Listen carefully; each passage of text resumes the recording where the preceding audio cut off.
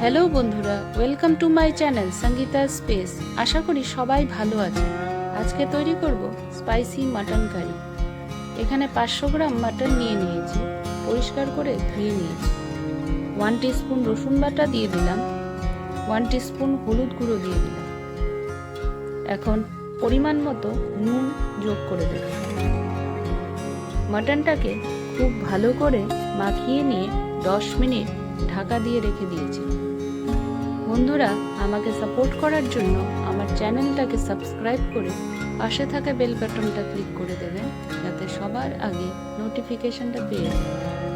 সম্পূর্ণ ভিডিওটা দেখার অনুরোধ রইল। চলুন এবার রেসিপিটা দেখে নেওয়া যাক। কড়াইতে অল্প সর্ষের তেল দিয়ে দিয়েছি, সামান্য হলুদ গুঁড়ো দিয়ে দিই। এখন আলু টুকরোগুলো দিয়ে দিচ্ছি, অল্প নুন যোগ করে দিলাম। আলুটাকে নেড়ে চেড়ে নিয়ে 5 থেকে 7 মিনিটের জন্য ঢাকা দিয়ে দিয়েছি। আমি ঢাকা খুলে 2-1 নেড়ে চেড়ে দিয়েছিলাম। ভাজা হয়ে গেলে তুলে নিয়েছি। কড়াইতে পরিমাণ মতো সর্ষের তেল দিয়ে দিয়েছি। পাতলা পাতলা করে কেটে রাখা পেঁয়াজ যোগ করে দিলাম। পেঁয়াজটাকে কালার চেঞ্জ হওয়া পর্যন্ত ভেজে নিয়েছি। এখন ম্যারিনেট করা মাটন যোগ করে দিলাম। 1 টিস্পুন আদা বাটা দিয়ে দিলাম,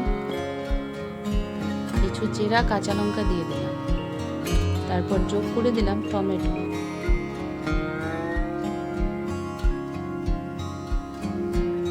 সবকিছু মিশিয়ে নিচ্ছি। এখন রোজকার মশলা যোগ করে দেব।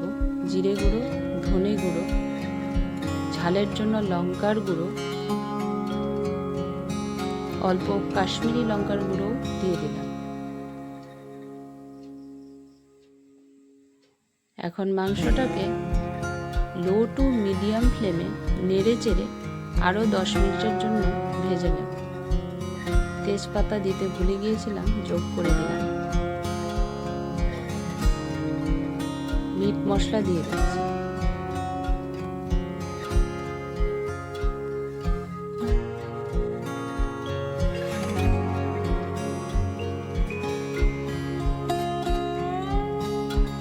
অল্প নুন দিয়ে দিলাম। আমি ম্যারিনেশনের সময় নুন যোগ করেছিলাম, তাই এখন অল্প যোগ করলাম। নুনটা দিয়ে 10 থেকে 15 মিনিট লো ফ্লেমে খুব ভালো করে কষিয়ে নেব। সামান্য চিনি যোগ করে দিয়েছি। দেখুন মশলা থেকে তেল ছেড়ে দিয়েছে। এবার ভেজে রাখা আলু টুকরোগুলো দিয়ে দিলাম।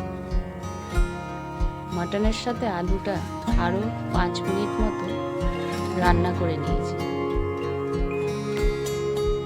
এখন পরিমাণ মতো জল দিয়ে দিলাম।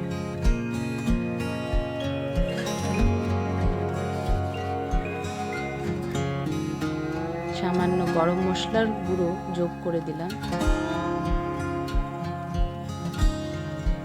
মাটনটাকে আমি প্রেসার কুকারে 3টে সিটি দিয়ে রান্না করে নিয়েছি, তারপর স্ট্যান্ড বাই রেখে দিয়েছিলাম। তৈরি হয়ে গেল স্পাইসি মাটন কারি। গরম ভাতের সাথে খেতে এটি দুর্দান্ত লাগে। ভিডিওটা ভালো লেগে থাকলে লাইক, শেয়ার, কমেন্ট করবেন। আজকে আসি, সবাই সুস্থ থাকবেন, সাবধানে থাকবেন। টাটা।